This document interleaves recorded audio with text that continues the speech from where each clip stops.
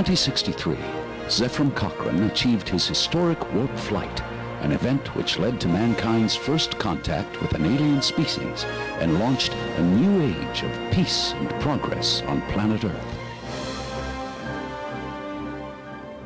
But there was more to that event than history originally recorded.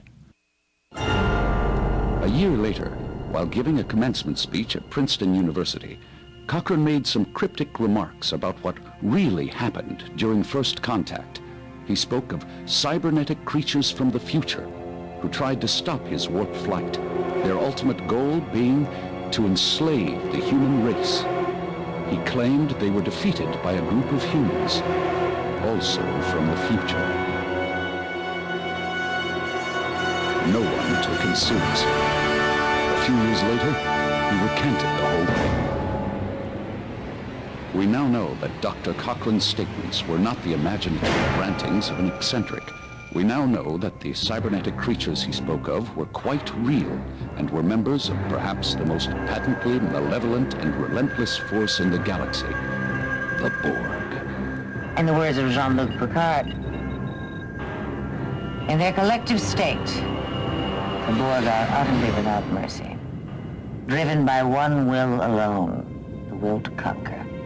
They are beyond redemption, beyond reason.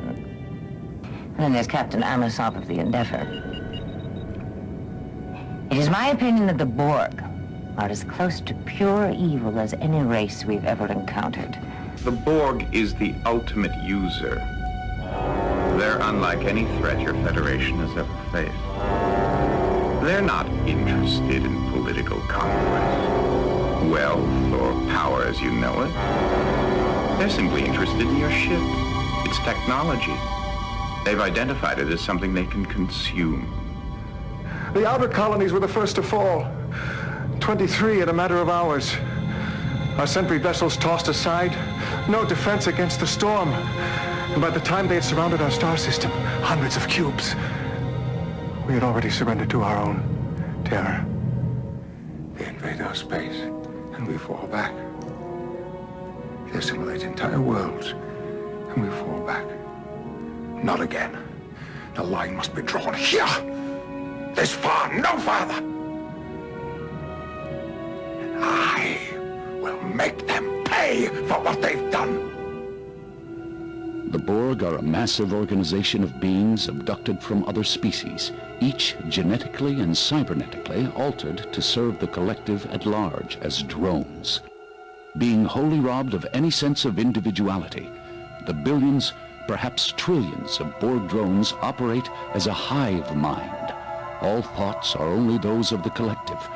The society is analogous to an insect colony with a queen at the apex of the hierarchy. The Borg have spread their influence into all four quadrants of the Milky Way and beyond, into nearby galactic clusters and even trans-dimensional realms in their pursuit of new technologies and resources, often destroying entire civilizations in their wake. They apparently originated in the Delta Quadrant thousands of years ago, but exactly how the Borg came to be and why they started their imperialistic mission of assimilation and their quest for perfection is a complete mystery. We wish to improve ourselves.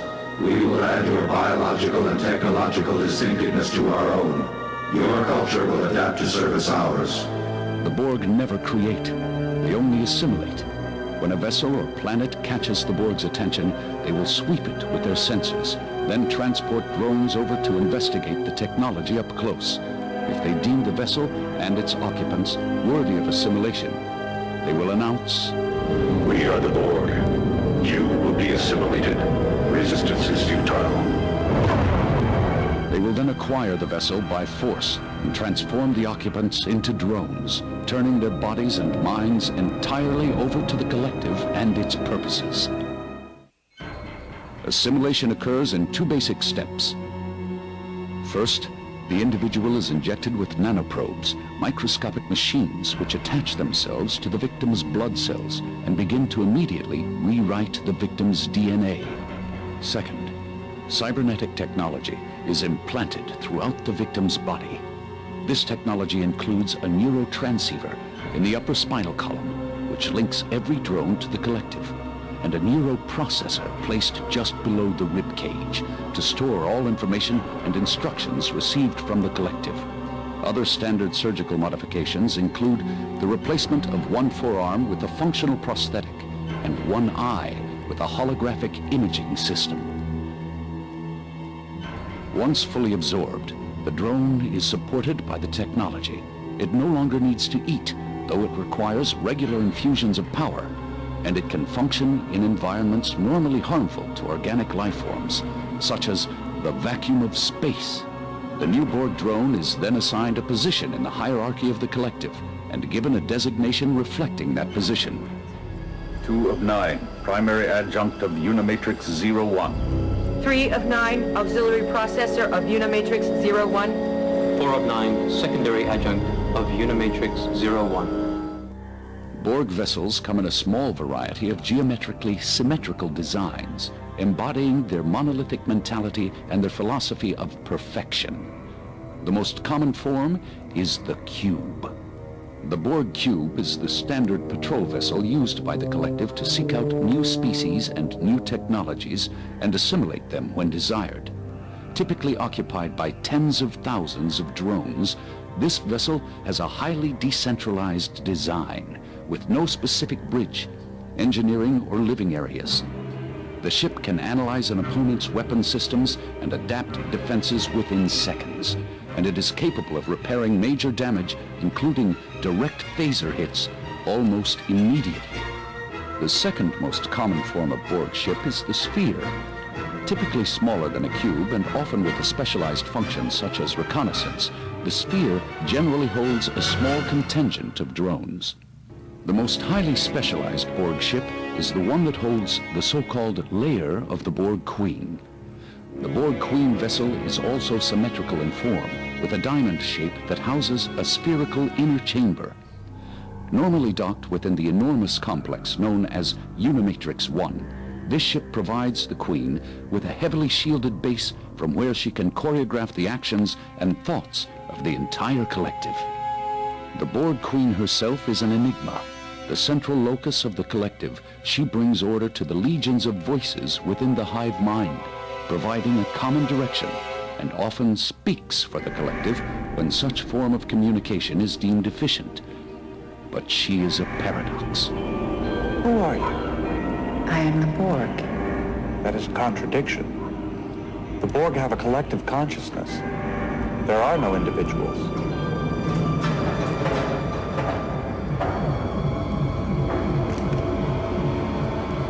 I am the beginning, the end, the one who is many.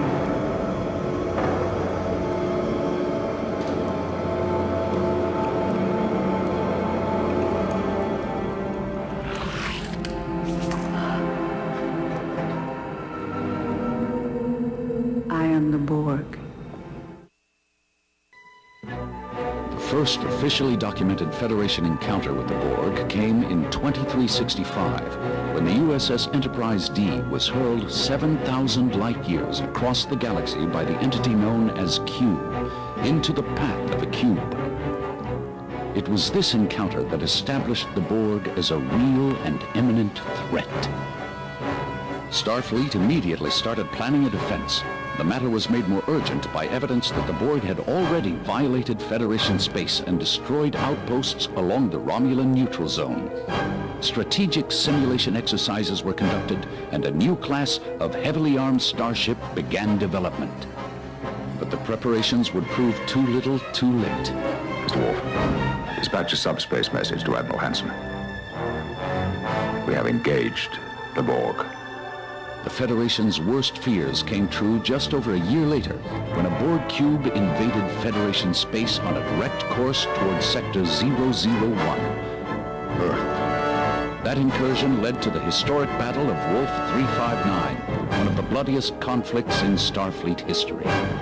An armada of 40 starships was annihilated by a single Borg cube. Nearly 11,000 personnel lost.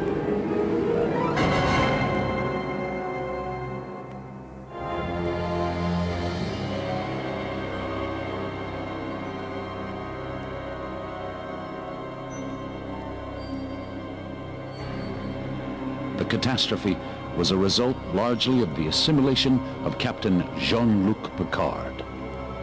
I am Locutus of Borg. Your life, as it has been, is over. From this time forward, you will service us. Fortunately, Picard's crew managed to recapture him and find a way to use his link to the Borg Collective to trigger a self-destruct command on the cube.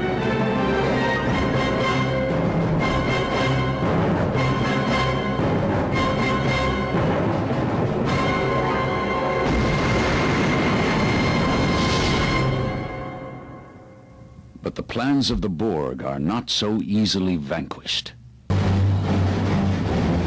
6 years after Wolf 359, the Borg regrouped and launched a second offensive to assimilate Earth, but this time with a more subversive strategy.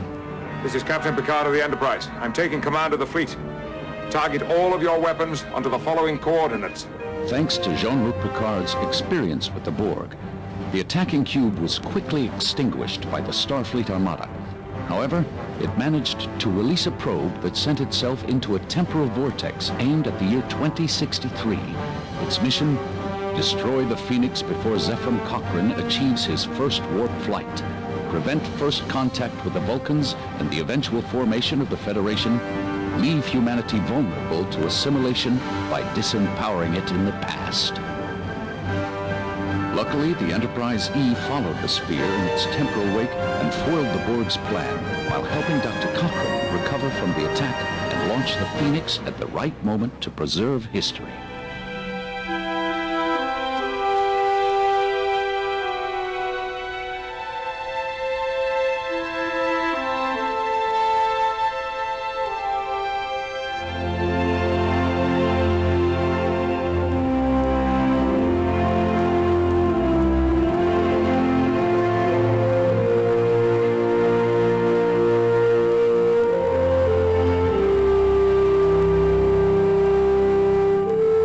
Finally, centuries later, the odd statements made by Dr. Cochrane in 2064 were explained.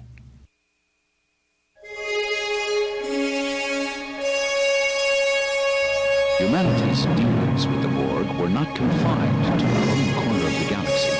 The Federation starship USS Voyager, presumed destroyed in the Badlands in 2371, had actually been transported by an entity called the Caretaker into the far reaches of the Delta Quadrant, literally into the Borg's own backyard. 2 years into their journey toward home, Voyager arrived at the outskirts of Borg space, and for 5 years after that had continual dealings with the Borg. Red alert. Voyager could not avoid getting entangled in the Collective's brutal conflict with the powerful trans-dimensional beings called Species 8472. Armed with modified nanoprobe technology developed by the ship's emergency medical hologram, Captain Catherine Janeway decided to make a deal with the devil. In exchange for safe passage across Borg space, Janeway offered the Collective assistance in their fight against the fluidic space creatures, leading to a bizarre alliance between human and Borg. The Borg went so far as to assign a formerly human drone to work in direct contact with the Voyager crew. This drone was known as Annika Hansen, but her Borg designation was 7 of 9, tertiary adjunct of Unimatrix 01. Voyager's plan to fight back Species 8472 succeeded, but the crew never really believed the Borg would hold up their end of the bargain. This alliance is terminated. Your ship and its crew will adapt to service us. Bridge to Chakotay, Scorpion.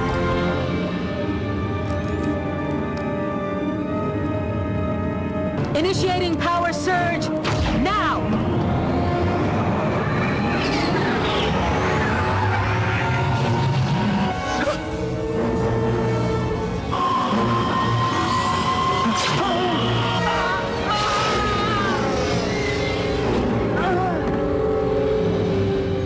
The result was a new crew member aboard the starship.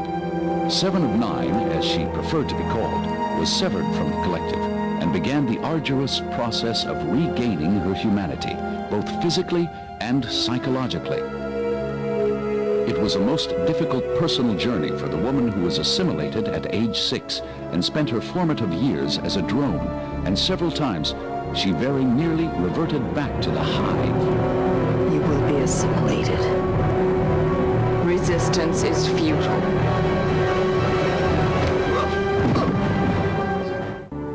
When the Voyager crew attempted to appropriate a transwarp coil from a damaged scout ship, the Borg Queen took advantage of the situation and attempted to lure 7 of 9 to rejoin the collective, not by force, but voluntarily.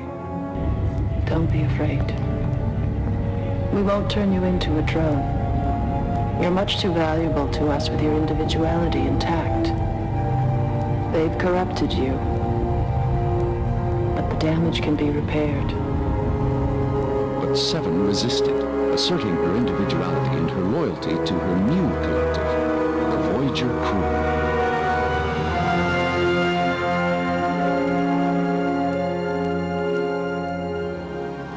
Voyager's history with the Borg in the Delta Quadrant could fill volumes, but it was one final run-in with the perennial foe that actually led to the starship's return home. A visitor from the future, an alternate timeline version of Catherine Janeway, approached the present-day Voyager with new technologies to help the starship defend itself against the Borg. Admiral Janeway and Captain Janeway teamed up to guide the ship to a Borg transwarp hub to use it as a shortcut home, while at the same time deal a crippling blow to the collective. Voyager traversed the transwarp network while deploying its new transphasic weapons to obliterate it. But when a sphere gave chase, Voyager employed a tricky maneuver that put it inside the Borg vessel. Once the sphere exited the transwarp conduit, Voyager destroyed the sphere from the inside, and the ship emerged before a Starfleet flotilla less than a light year from Earth.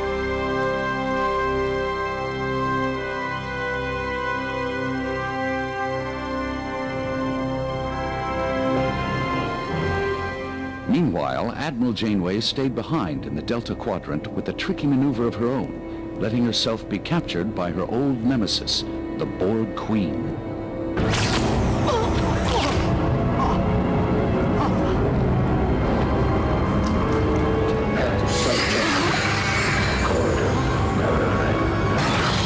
Must be something you assimilated. They've infected us with a neurolytic pathogen.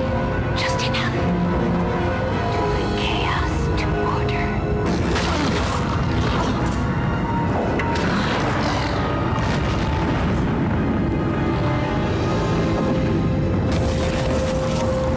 The fate of the Borg Queen and the collective as a whole is unknown, but it is presumed that Admiral Janeway's neurolytic pathogen resulted in significant, perhaps terminal damage. But the Borg have proven time after time to be resilient, adaptive, and above all, persistent. Will we ever encounter the Borg again?